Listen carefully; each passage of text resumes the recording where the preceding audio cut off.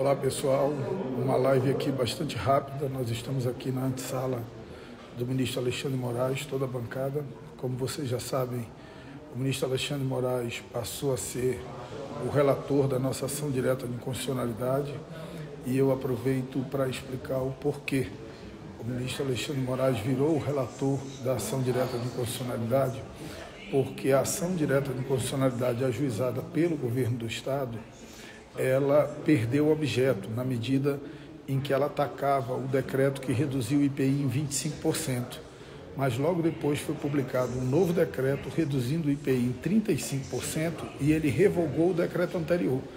Então houve uma perda de objeto na ADIM proposta pelo governo do Estado, que tinha como relator o ministro André Mendonça. Logo após isso, nós ajuizamos a nossa ação direta de inconstitucionalidade da bancada, que foi subscrita pelo Partido Solidariedade, que é quem tinha legitimidade para propor a ação. Agradecemos o deputado Busco Saraiva, que fez essa articulação, e ela foi distribuída para o ministro Alexandre de Moraes. O governo teve que entrar com uma nova ação direta de inconstitucionalidade, já sobre o decreto de 35%, e aí a nossa ação já gerou a prevenção do ministro Alexandre de Moraes. Então hoje, tanto a nossa ação como a ação do governo do Estado está sob relatoria do ministro Alexandre de Moraes. Nosso objetivo nessa conversa aqui com ele é pedir que ele aprecie com celeridade o pedido de cautelar.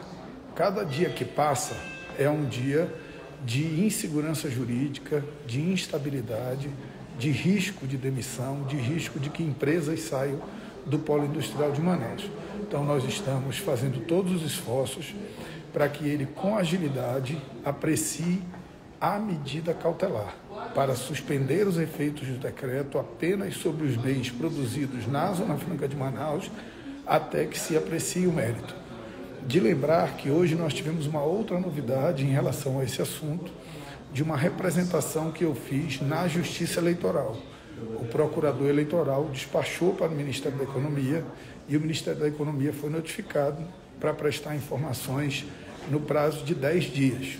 O meu entendimento e o despacho do procurador parece sinalizar alinhamento com o meu entendimento, é de que a concessão de renúncia fiscal, a desoneração de imposto em ano de eleição é claramente uma conduta vedada pela lei eleitoral. A lei eleitoral estabelece que em ano de eleição você não pode oferecer benefícios sem contrapartida.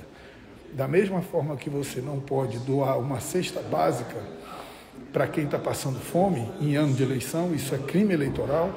Se você não pode doar uma cesta básica para quem está passando fome, como é que você pode doar uma renúncia de 23 bilhões de reais para as empresas no país, para a indústria no país? Então, essa é uma dúvida eleitoral. Todos nós somos a favor de redução de impostos. Isso é fundamental para o desenvolvimento do país, principalmente um imposto com a característica do IPI, que é um imposto que incide sobre o consumo.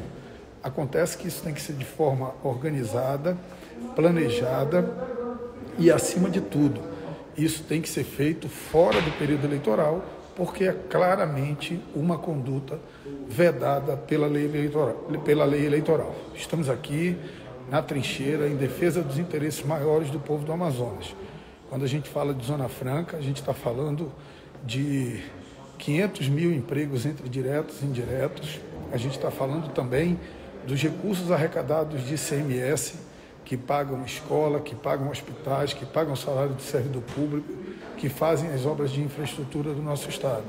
E também estamos falando dos recursos distribuídos para o interior do Estado, da Universidade do Estado do Amazonas e da preservação da floresta. Era isso, meus amigos, essa live era bastante rápida, nós estamos entrando agora. Vocês não podem acompanhar que a gente vai precisar desligar o celular, mas estamos entrando agora com o ministro relator. Assim que acabar a audiência, eu volto.